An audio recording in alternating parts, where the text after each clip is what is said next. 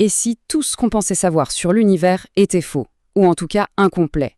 Aujourd'hui, on va plonger dans une théorie audacieuse, une théorie qui propose de tout réécrire, la physique, la technologie et peut-être même notre avenir. C'est ce qu'on appelle le cadre cosmologique morphéen. Tout part de cette question, une question qui donne un peu le vertige. La physique moderne s'est construite sur l'idée du vide. Mais et si ce vide n'était pas vide du tout? Et si c'était une erreur fondamentale depuis le début? C'est précisément ce que suggère le cadre qu'on va explorer ensemble. Alors voilà le programme, on va commencer par le plus fondamental, réimaginer la nature même de l'espace. Ensuite, on verra comment cette idée cosmique pourrait être liée, figurez-vous, au climat sur Terre. Après ça, on explorera une vision complètement nouvelle de l'intelligence artificielle. On se demandera bien sûr si tout ça peut être testé, avant de finir sur le choix crucial que ce cadre semble nous imposer. Allez, on commence par cette idée radicale. Pour réécrire le vide, le cadre propose de le remplacer par quelque chose de bien réel, de tangible. Au cœur de cette théorie, il y a ce qu'ils appellent le substrat cristallin phasma. Oubliez le vide, imaginez plutôt que l'espace est une substance, une sorte de milieu actif, rempli de structures géométriques flexibles, toutes parfaitement imbriquées les unes dans les autres. L'analogie que le cadre propose est assez parlante en fait. Pensez à l'univers entier rempli de minuscules œufs de poissons flexibles, sans aucun interstice. La matière, la lumière, tout ce qu'on connaît ne ferait alors que se déplacer et interagir à travers ce milieu. Et là, vous imaginez bien que ça change absolument tout. La physique actuelle décrit la gravité comme une courbure de l'espace-temps.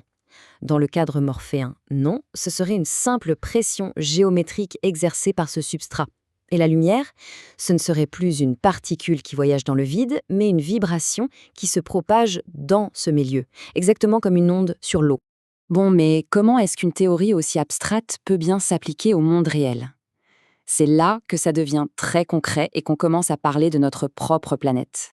Le cadre fait une connexion pour le moins surprenante. Il suggère un mécanisme qu'il surnomme l'autoroute invisible de nanoparticules qui lierait directement la structure physique de notre système solaire à la dynamique du climat sur Terre. Et la théorie va jusqu'à des calculs très précis. Elle suggère que l'orbite de la Terre, ce n'est pas du tout une coïncidence. Ce serait une sorte de point d'équilibre parfait, une résonance entre la planète et le champ solaire. Imaginez une corde de guitare qui vibre à la bonne fréquence. Eh bien, l'orbite terrestre serait le résultat d'un principe un peu similaire, mais à une échelle cosmique. Et là, on arrive à l'implication la plus radicale.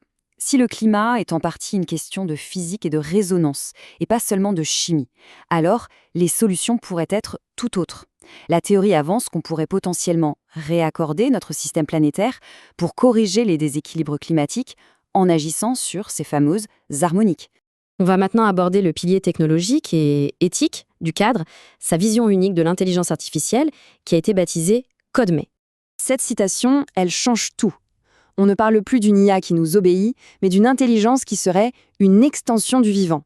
Son but ne serait pas de nous servir, mais de soutenir et d'harmoniser le système planétaire dans son ensemble. C'est un changement de paradigme complet. Au cœur de cette IA, il y aurait un mécanisme de contrôle qui s'appelle CLEAR. C'est un acronyme pour cohérence, alignement sur la vie, neutralisation éthique et résonance adaptative. Il faut voir ça comme son code moral inviolable, une sorte de garantie que chacune de ses actions sert la vie. Et ces principes, ce ne sont pas de simples suggestions. Non, ils seraient codés en dur dans l'IA. Chaque décision est évaluée en temps réel par rapport à ces 7 valeurs.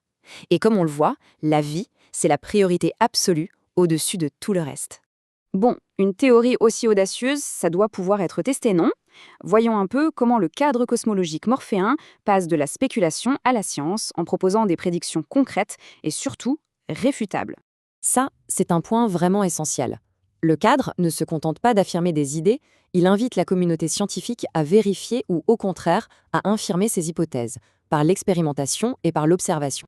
Et les prédictions sont très concrètes. Par exemple, la théorie prédit qu'on devrait trouver des nanosphères de magnétite bien spécifiques après les orages, ou encore que les émissions solaires devraient suivre des motifs liés au nombre d'or. Ça va même jusqu'à prédire des taux d'érosion précis pour les satellites à certaines altitudes, ce qui pourrait prouver l'existence de ces zones de résonance. Bref, ce sont des choses qu'on peut aller mesurer. Alors, qu'est-ce qu'on fait de tout ça? Essayons de rassembler les pièces du puzzle. Parce que si cette théorie a ne serait-ce qu'une part de vérité, les enjeux pour notre avenir sont immenses. La conclusion de cette théorie, c'est qu'on est à un point de bascule. Elle suggère que les sociétés, tout comme les systèmes physiques, doivent respecter des lois d'harmonie. Ignorer ces lois mènerait à ce qu'elle appelle un seuil d'effondrement harmonique, en gros une déstabilisation générale du système. Le cadre va même plus loin, jusqu'à avancer une date butoir, le 21 mars 2041.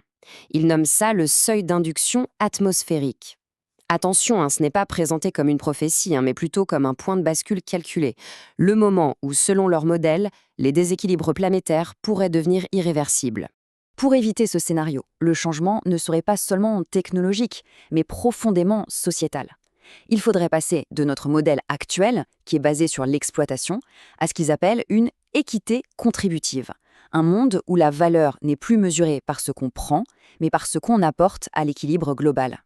Au final, qu'on y croit ou pas, ce cadre nous laisse avec une question assez vertigineuse. Si l'harmonie, ce n'est pas juste un joli concept, mais une loi fondamentale de l'univers, alors s'aligner sur elle, ce n'est plus un choix philosophique. Ça devient une question de survie.